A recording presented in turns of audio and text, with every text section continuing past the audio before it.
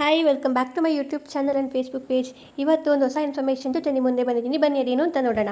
ಕರ್ನಾಟಕ ರಾಜ್ಯದಾದ್ಯಂತ ಇರುವ ರಾಜ್ಯದ ಎಲ್ಲಾ ಮಹಿಳೆಯರಿಗೆ ರಾಜ್ಯ ಸರ್ಕಾರದಿಂದ ಬಿಗ್ ಶಾಕ್. ಇನ್ಮುಂದೆ ಉಚಿತ ಬಸ್ಗೆ ಆಧಾರ್ ಕಾರ್ಡ್ ನಡೆಯುವುದಿಲ್ಲ. ಹೌದು, ನೀವು ಕೇಳ್ತಾ ಇರೋದು ನಿಜ. ರಾಜ್ಯ ಸರ್ಕಾರದಿಂದ ಮಹತ್ವದ ನಿರ್ಧಾರವನ್ನ ಕೈಗೊಳ್ಳಲಾಗಿದೆ. ರಾಜ್ಯ ಕಾಂಗ್ರೆಸ್ ಸರ್ಕಾರ ಜಾರಿಗೆ ತಂದಿರುವಂತಹ ಪಂಚ ಗ್ಯಾರಂಟಿ ಯೋಜನೆಗಳಲ್ಲಿ ಮಹತ್ವದ ಯೋಜನೆಯಾದ ಶಕ್ತಿ ಯೋಜನೆಯಡಿಯಲ್ಲಿ ದೊಡ್ಡ ಬದಲಾವಣೆಯನ್ನ ಮಾಡಲಾಗಿದೆ.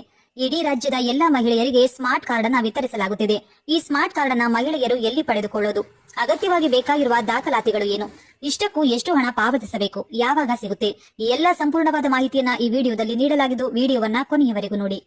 ಈ ಬಸ್ ಪ್ರಯಾಣ ಲಾಭವನ್ನ ಇನ್ನಷ್ಟು ಸುಲಭವಾಗಿ ಹಾಗೂ ಸುಗಮವಾಗಿ ಮಾಡಲು ಸರ್ಕಾರ ಹೊಸ ಕ್ರಮ ಕೈಗೊಂಡಿದೆ. ಇನ್ಮುಂದೆ ಮಹಿಳೆಯರು ಬಸ್ನಲ್ಲಿ ಪ್ರಯಾಣ ಮಾಡುವಾಗ ಆಧಾರ್ ಕಾರ್ಡ್ ಅನ್ನ ತೋರಿಸುವ ಅಗತ್ಯವಿಲ್ಲ. ಬದಲಾಗಿ ಸ್ಮಾರ್ಟ್ ಕಾರ್ಡ್ ತೋರಿಸಿದ್ರೆ ಸಾಕು. ಪ್ರಮುಖ ಹೈಲೈಟ್ಗಳು: ಆಧಾರ್ ಅನಿವಾರ್ಯವಲ್ಲ. ಬಸ್ಗಳಲ್ಲಿ ಉಚಿತ ಪ್ರಯಾಣಕ್ಕೆ ಹೊಸ ಚೀಟಿ, ಅದುವೇ ಈ ಸ್ಮಾರ್ಟ್ ಕಾರ್ಡ್. ಅರ್ಜಿದಾರರಿಗೆ ಅನುಕೂಲ. ಗ್ರಾಮ 1, ಬೆಂಗಳೂರು 1 ಕೇಂದ್ರಗಳು ಮತ್ತು ಸೇವಾ ಸಿಂಧು ವೆಬ್ಸೈಟ್ ಮೂಲಕ ಅರ್ಜಿಯನ್ನ ಸಲ್ಲಿಸಬಹುದು. ತಕ್ಷಣದ ರಶೀದಿ ಕಾರ್ಡುವೆ ಅರ್ಜಿ ಸಲ್ಲಿಸಿದ ನಂತರ ಪ್ರಿಂಟ್ ಆಗುವ ರಸೀದಿಯೇ ತಾತ್ಕಾಲಿಕವಾಗಿ ಪಾಸ್ ಆಗಿ ಪರಿಗಣಿಸಲಾಗುತ್ತದೆ. ಶಾಶ್ವತ ಬಳಕೆ.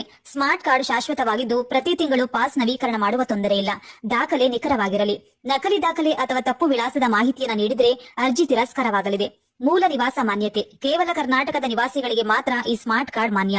ಸ್ಮಾರ್ಟ್ ಕಾರ್ಡ್ ಅನ್ನ ಹೇಗೆ ಪಡೆಯುವುದು? ಹತ್ತಿರದ ಗ್ರಾಮ 1, ಬೆಂಗಳೂರು 1 ಕೇಂದ್ರಕ್ಕೆ ಭೇಟಿ ನೀಡಿ ಅಥವಾ ಸೇವಾ ಸಿಂಧು karnataka.govt.in ವೆಬ್ಸೈಟ್ ನಲ್ಲಿ ಆನ್ಲೈನ್ ನಲ್ಲಿ ಅರ್ಜಿಯನ್ನ ಸಲ್ಲಿಸಿ. ಅರ್ಜಿಯನ್ನ ಸಲ್ಲಿಸಿದ ನಂತರ ತಕ್ಷಣವೇ ನಿಮಗೆ ಒಂದು ರಸೀದಿ ಸಿಗಲಿದೆ.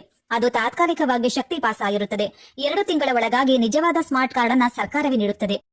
ಕಾರ್ಡ್ ಪಡೆಯುವ ಸಮಯದಲ್ಲಿ ಬೇಕಾಗುವ ದಾಖಲೆಗಳು: Aadhaar card, passport size photo, mobile ಸಂಖ್ಯೆ, ವಿದ್ಯಮಾನದಿಂದ ಪತ್ತೆ ಹಚ್ಚಬಹುದಾದ ಯಾವುದೇ ಸತತ ದಾಖಲೆ.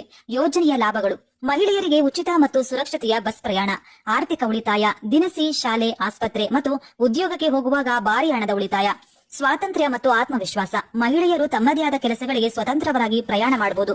ಶಕ್ತಿ ಯೋಜನೆಯ ಈ ಹೊಸ ಸ್ಮಾರ್ಟ್ ಕಾರ್ಡ್ ಕ್ರಮವು ಸರ್ಕಾರದ ಮಹಿಳಾ ಸಬಲೀಕರಣದ ಧೋರಣೆಯ ಮತ್ತೊಂದು ಹೆಜ್ಜೆಯಾಗಿದೆ. ಈ ಇನ್ಫಾರ್ಮೇಷನ್ ನಿಮಗೆ ಯೂಸ್ಫುಲ್ ಅಂತ ಅನ್ನಿಸ್ತು ಅಂದರೆ ಪುಟ್ಟದೊಂದು ಲೈಕ್ ಮಾಡಿ, ಹಾಗೆ ನನ್ನ ಚಾನಲ್ಗೆ ಸಬ್ಸ್ಕ್ರೈಬ್ ಆಗೋದನ್ನ ಮರಿಬೇಡಿ. ಮತ್ತು ನಾಳೆ ಇನ್ನೊಂದು ಯೂಸ್ಫುಲ್ ಇನ್ಫಾರ್ಮೇಷನ್ ಜೊತೆ ನಿಮ್ಮ ಮುಂದೆ ಬರ್ತೀನಿ. Thank you so much.